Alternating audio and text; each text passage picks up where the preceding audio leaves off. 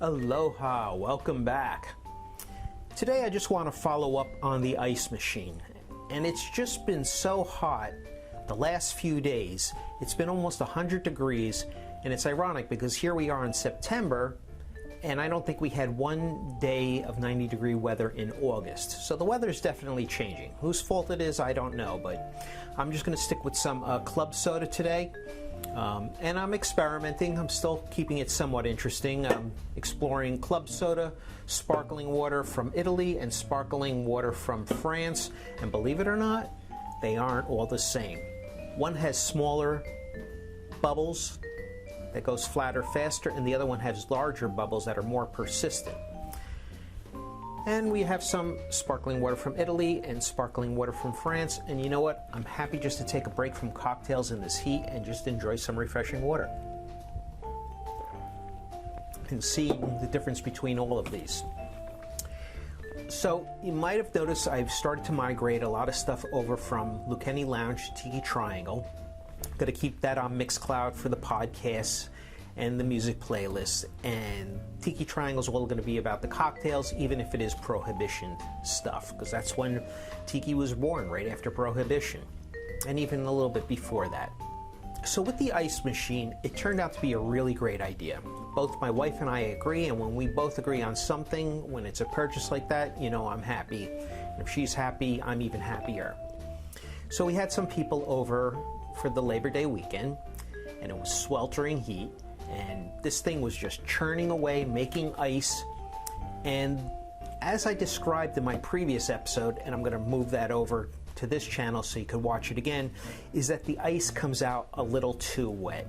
And the last thing you want is ice melting too fast in this hot weather, or the drink getting too slushy.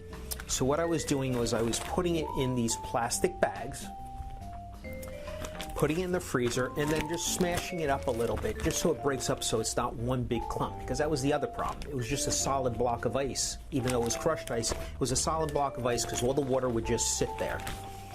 And then I would take one of these little hammers, this is actually a muddler, and I would break it up. And these bags, they're pretty tough, these freezer bags, but they would puncture as well.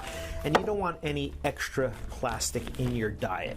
You may not think it's a problem, but I did another episode and I told you, yeah, we consume the equivalent of a credit card per week of microplastics, whether it be in these, even these cans have a thin film of plastic in there. And if you're eating a lot of takeout food, or if you're drinking from a lot of plastic bottles, at the end of the week, on average, you're eating a whole one of these.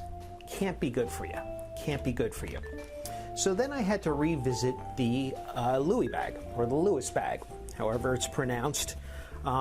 In the old days of cocktails, we didn't have these fancy ice makers. So if you want to crush ice, you would have to put it in a Lewis bag and whack the hell out of it. And then you would have all these inconsistent pieces of ice floating around. Some are big, some are small, some are slivers. And that's why I always preferred the Sonic or the Chick-fil-A ice. But this turned out to be a good thing, and I'll tell you why. Because now I put all the ice in here, and when you freeze it, the cloth absorbs the water that's turning to slush, and the ice stays inside. And these things are very durable. You could slap that down on the counter gently, don't break your counter, and it breaks up and all the water is absorbed and refreezes onto the surface. The only thing about this Lewis bag, the original thing I didn't like about this, is it is getting wet, and then you got to let it dry.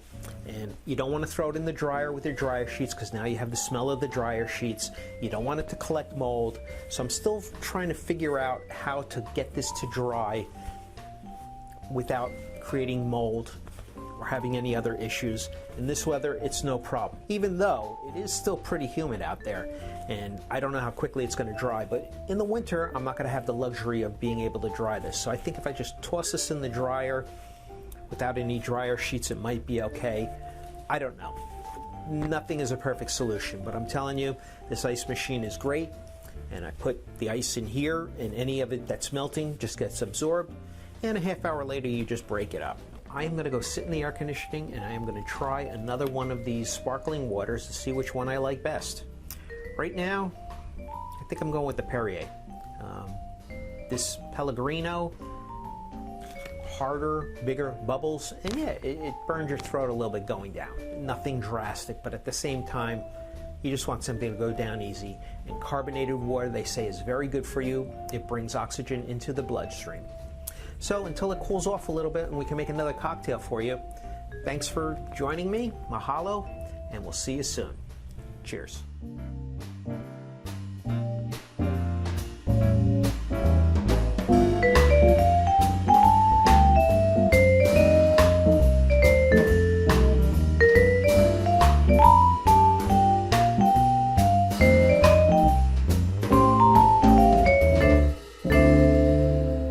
Happy hour anytime?